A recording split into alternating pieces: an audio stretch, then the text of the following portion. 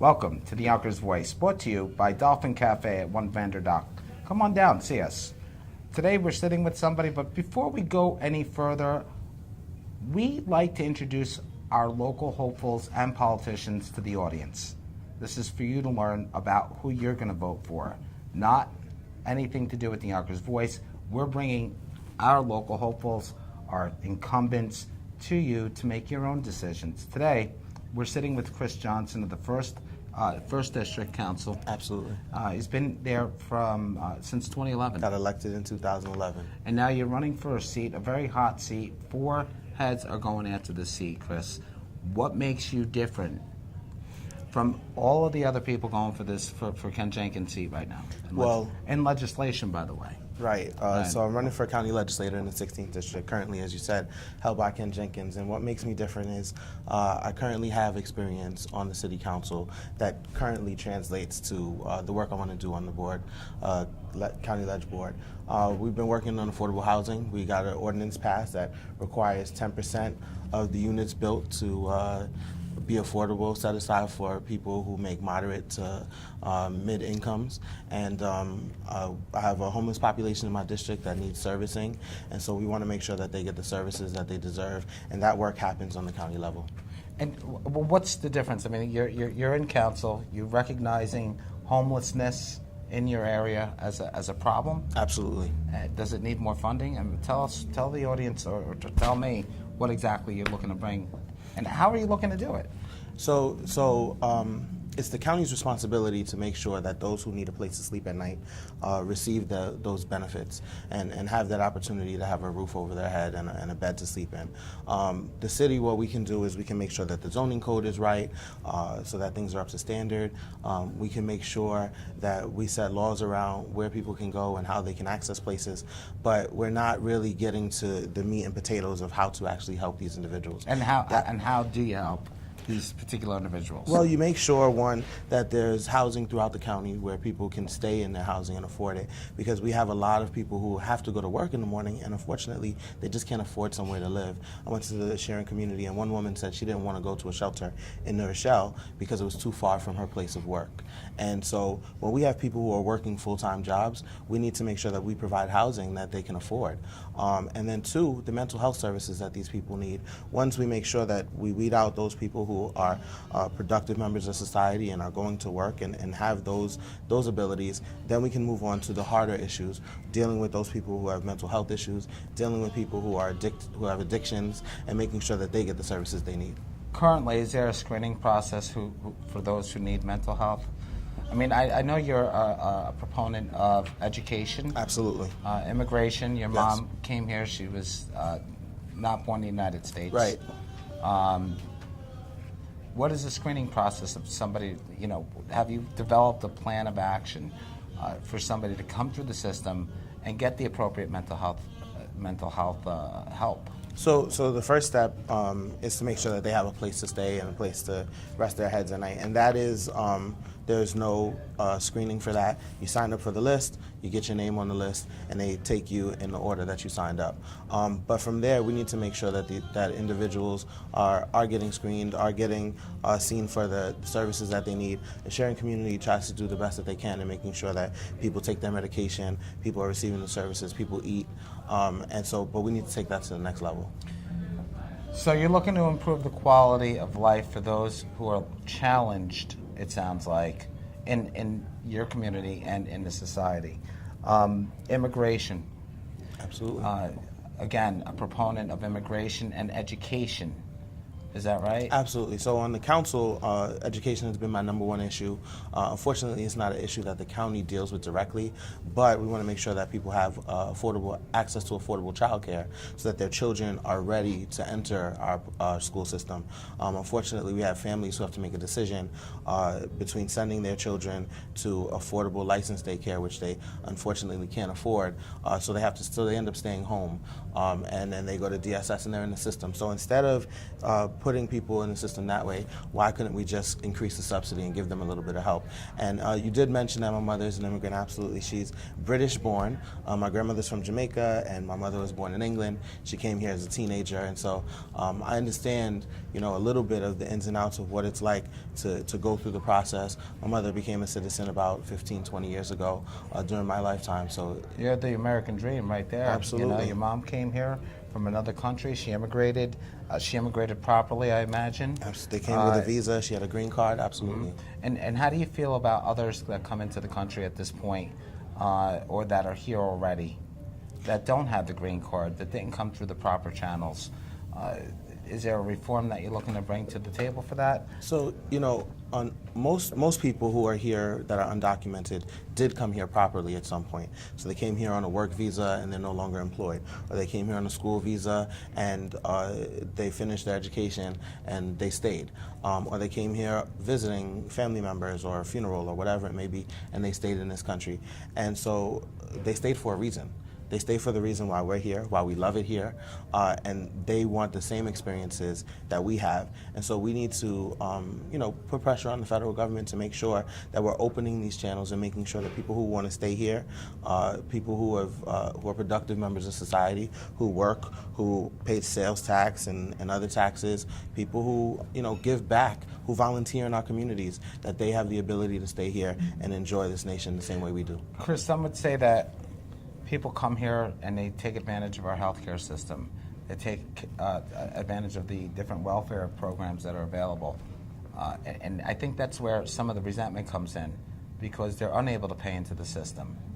How do you fix that problem? Well, they'd pay into the system if they had documented status, right? So someone who has employment and they're on the books and their employer provides them health care, then we wouldn't be paying for that health care. But they're off the books because they don't have the documentation to be here legally, and so we run into that issue. And there's a big issue with wage theft in this nation, especially in this state, where people who do work are not paid by their employers because their employers know that they can take advantage of them. So let's say you make it to office. What's the first thing you're going to focus on? So actually, I really appreciate that question. One thing we haven't gotten to is our public transportation system.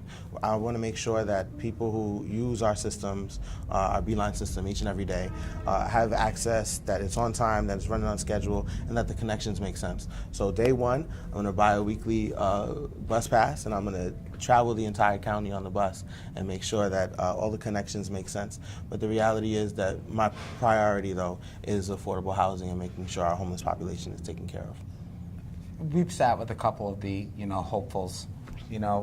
What makes you different from these other 3 people or 4 people that are going for the seat?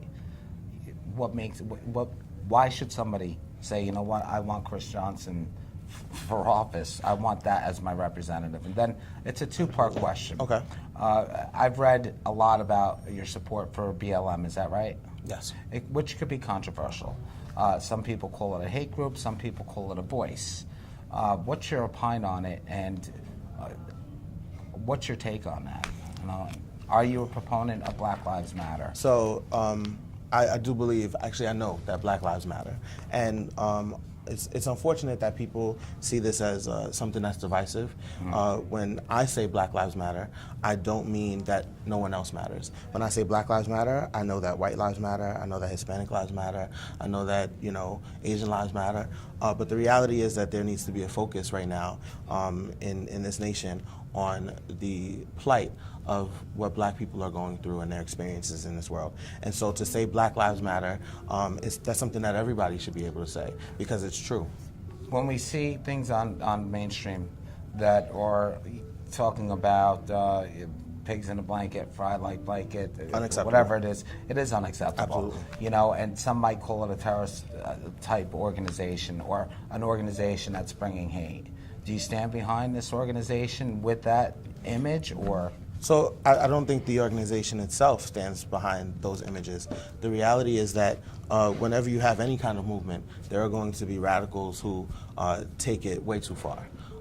When we talk about people and their lives mattering, that means we have to pay attention and care about everyone. And that's everyone from every race, every creed, every economic status, every employment status. And so we shouldn't, so from my perspective, when I say Black Lives Matter, it doesn't mean nothing else matters or something else is less important. We need to be fighting for all causes.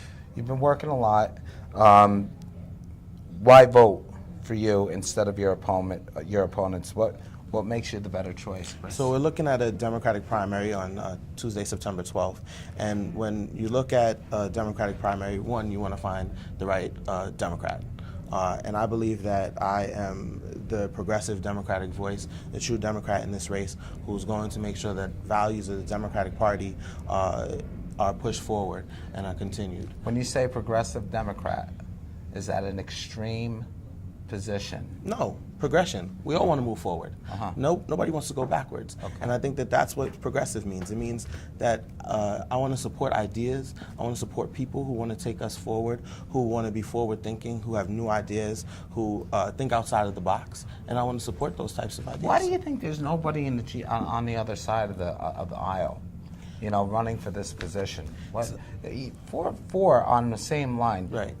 I would imagine this is an opportunity for somebody to come and run right up the middle. I mean, why not anybody in the Republican side? So this district is a heavily Democratic district, mm-hmm. and it hasn't had Republican representation. I don't think in the history of the district, certainly not in the last 30 plus years. Right. And so I think that the Republican Party and individuals within the district, one of two things: either they feel happy with their representation because they know that those who have represented them have been fair and open, or they know that they feel that they don't have an opportunity to win.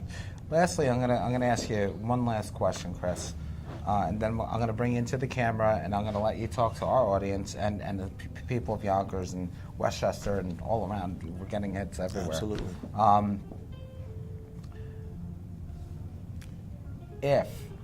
If you have the ability to get on, you're going to take the bus systems. You're going to learn.